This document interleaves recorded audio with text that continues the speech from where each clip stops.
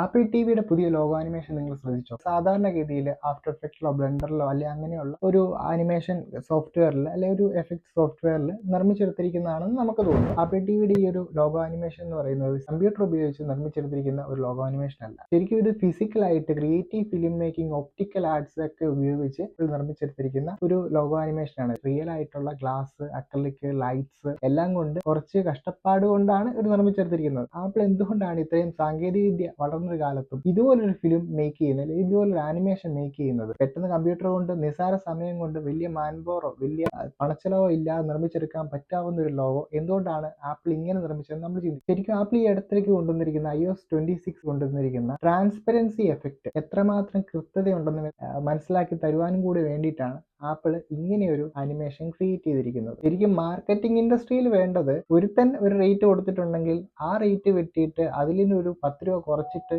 പുതിയൊരു റേറ്റ് കൊടുത്തിട്ട് വർക്ക് പിടിക്കുകയല്ല വേണ്ടത്. ഡിസ്കൗണ്ട് ഒക്കെ ചെയ്തു കൊടുക്കണം, തെറ്റൊന്നും പറയുന്നില്ല. പക്ഷേ അധികം വെട്ടലുകളും തിരുത്തലുകളും കൊണ്ടുവരാതെ നിങ്ങൾ ക്രിയേറ്റീവ് ആയിട്ടുള്ള ഐഡിയകൾ കൊണ്ടുവന്ന് പുതിയ പുതിയ കമ്പനികളെ ആകർഷിക്കുക വേണ്ടത്. അല്ലാതെ പാര വെച്ചും കുത്തിരിച്ചും അവൻ കൊടുത്ത റേറ്റിൽ വെട്ടി തിരുത്തി നീ ഒരു പുതിയ റേറ്റ് കൊടുത്തിട്ടും അല്ല ശരിക്കും പറഞ്ഞാൽ വർക്ക് പുതിയത് പിടിക്കേണ്ടത്.